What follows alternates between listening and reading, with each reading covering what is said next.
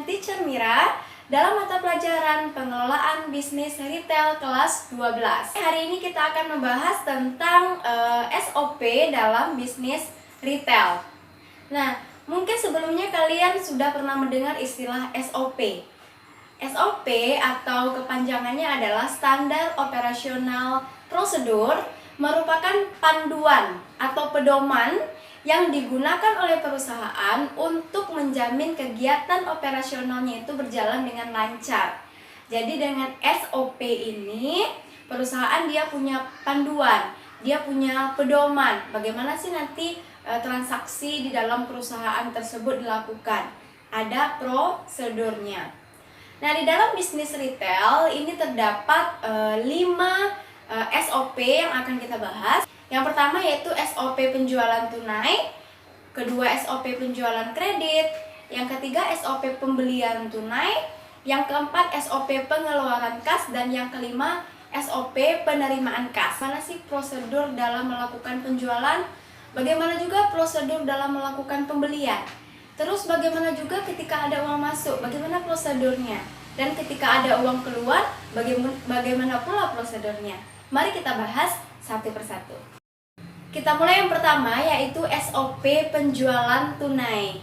Penjualan tunai itu adalah penjualan yang dilakukan dengan menerima secara langsung kas atau uang dari pelanggan atau customer.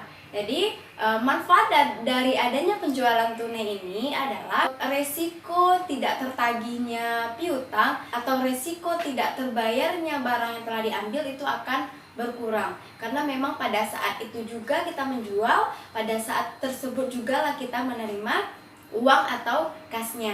Nah, bagaimana langkah-langkah atau prosedur di dalam penjualan tunai ini? Ada 8 standar operasional prosedur atau SOP dalam penjualan tunai. Yang pertama yaitu adanya surat permintaan atau order dari calon pembeli. Maksudnya apa? Sebagai penjual, kita tentu harus menunggu permintaan dari pembeli. Apakah pembeli tersebut menginginkan barang dari perusahaan kita? Jadi kita tunggu dulu surat ordernya. Kemudian yang kedua yaitu melakukan negosiasi yang dibuktikan dengan notulen. Kita telah menerima order, kemudian kita melakukan negosiasi antara penjual dengan pembeli, yang mana nanti mungkin dia akan merundingkan bagaimana proses pembayarannya, kemudian bagaimana proses pengiriman barangnya, dan lain sebagainya. Kemudian prosedur yang ketiga yaitu membuat dan menandatangani surat perjanjian penjualan. Dan yang keempat, setelah ada surat perjanjian tersebut, baru kita membuatkan faktur dengan benar dan teliti. Kita buatkan seberapa jumlah barang yang diinginkan oleh pembeli tersebut sesuai dengan orderan yang telah kita terima. Prosedur yang kelima yaitu melakukan pencocokan antara invoice atau faktur yang asli dengan faktur lengkapnya. Sama-sama kita ketahui kalau dalam jual beli tentu tidak hanya satu aja faktur yang dibuat, tetapi ada beberapa rangkap atau kopiannya. Nah, di sini tugas kita adalah melakukan pencocokan apakah antara faktur yang asli dengan rangkapnya itu sudah cocok. Kemudian yang keenam yaitu sebelum barang tersebut dijual, maka kita perlu memeriksa keadaan barang tersebut apakah sudah sesuai dengan pesanan pelanggan atau belum. Kemudian yang ketujuh, kita buatkan kwitansinya. Nah, kenapa kita membuat kwitansi di sini? Karena kita melakukan penjualan tunai, penjualan yang langsung diterima uangnya pada hari itu juga. Jadi, ketika ada penerimaan uang, maka kita perusahaan akan membuatkan bukti kwitansinya. Dan yang terakhir, barulah kita kirim barang tersebut secepat mungkin kepada pelanggan atau pembeli tersebut. Kita masuk ke dalam SOP penjualan kredit. Tahu kalau penjualan kredit itu adalah salah satu teknik menjual yang mana pembayarannya itu bisa diangsur atau bisa dicicil sampai dengan batas waktu yang telah disepakati. Nah, di sini ada beberapa prosedur yang kita lakukan ketika adanya penjualan kredit. Yang pertama yaitu adanya surat permintaan atau order dari calon pembeli. Nah, ini masih sama dengan pembelian tunai ya. Baik itu pembeliannya tunai maupun kredit, kita tunggu dulu order atau permintaan dari calon pembeli. Kemudian yang kedua, melakukan negosiasi antara penjual dengan pembeli yang dibuktikan dengan adanya notulen. Nah, ini masih juga sama dengan penjualan tunai tadi. Yang ketiga, kita membuat serta menandatangani surat perjanjian sesuai dengan standar perusahaan. Nah, perjanjian di sini adalah perjanjian melakukan jual beli secara kredit. Dan yang keempat, itu pihak si pembeli ya, pelanggan kita, nanti dia akan membuatkan aplikasi kredit atau pengajuan kreditnya. Artinya dia mau mengajukan kredit barang kepada perusahaan kita.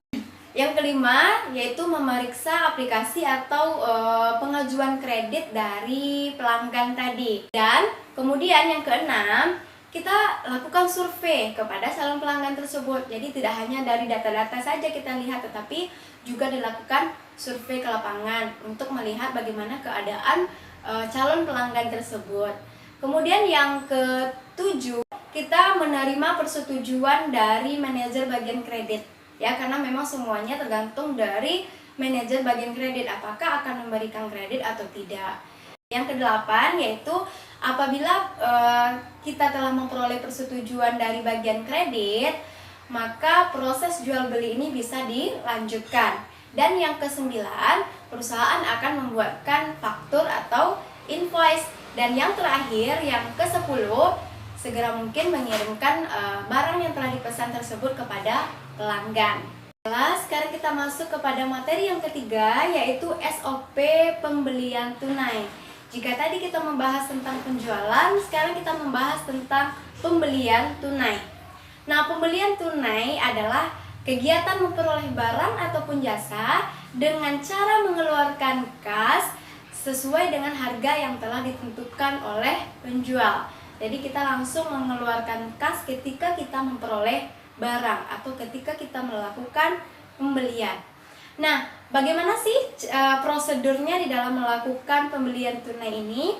Yang pertama, harus ada bukti permintaan dari perusahaan. Harus ada bukti permintaan dari bagian gudang terlebih dahulu. Nah, maksudnya apa? Yang melakukan pengecekan barang tersedia atau tidak adalah bagian gudang ataupun bagian persediaan. Nah, ketika barang tersebut sudah mulai menipis, maka bagian gudang akan meminta barang kepada bagian pembelian. Ketika bagian pembelian telah menerima bukti permintaan barang ini, maka barulah pembelian akan dilakukan. Dan yang kedua, setelah ada permintaan dari gudang untuk melakukan pembelian, kita adakan survei pasar. Survei pasar di sini maksudnya adalah kita kirimkan surat penawaran kepada berbagai perusahaan yang mana nanti yang akan menjadi pemasok kita, supaya mereka mengirimkan daftar harga barangnya kepada perusahaan kita. Dan yang ketiga, perusahaan yang akan menjadi pemasok kita nanti adalah perusahaan yang mampu menyediakan pasokan barang. Nah, yang keempat, di dalam melakukan pembelian kita harus memperhatikan juga harganya, kualitas barangnya, dan juga pelayanannya. Sebisa mungkin kita memperoleh pemasok yang harganya oke, kualitas barangnya oke, dan pelayanannya juga oke. Setelah kita melakukan pemilihan pemasok yang cocok, maka perusahaan akan membuatkan surat pesanan atau surat order kepada pemasok tersebut. Yang mana surat pesanan ini harus ditandatangani dulu oleh kepala bagian pembelian dan juga direktur utama perusahaan. Kemudian yang keenam yaitu kita membuat surat perjanjian antara si pembeli dengan pemasok yang kita pilih tadi, baik itu tentang proses pembayarannya maupun kebijakan-kebijakan dalam hal pembelian tersebut. Yang ketujuh yaitu kita tinggal menunggu barang tersebut datang ke perusahaan kita, yang mana ketika barang tersebut telah sampai, kita akan lakukan pemeriksaan barang. Apakah barang yang sampai di perusahaan kita sesuai dengan yang kita pesan. Dan yang terakhir atau yang kedelapan, kita melakukan pembayaran atau pengeluaran kas, karena pembelian kita tadi adalah pembelian tunai. Nah, kemudian kita lanjut yang ke materi yang keempat, yaitu SOP pengeluaran kas. Nah, bagaimana langkah-langkah dalam pengeluaran kas? Yang pertama yaitu pengeluaran kas ini bisa terjadi karena beberapa transaksi, mulai dari pembelian tunai, pembayaran utang, dan pembayaran lainnya. Kemudian kita masuk ke prosedur yang kedua, yaitu mencocokkan bukti transaksi yang kita peroleh dari pemasok, apakah bukti asli sama dengan rangkapnya.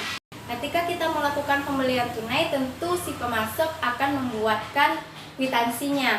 Nah, ketika kwitansi tersebut telah dibuat oleh pemasok, kita bertugas untuk mencocokkan apakah kwitansi yang asli itu sama dengan yang rangkap atau kopiannya.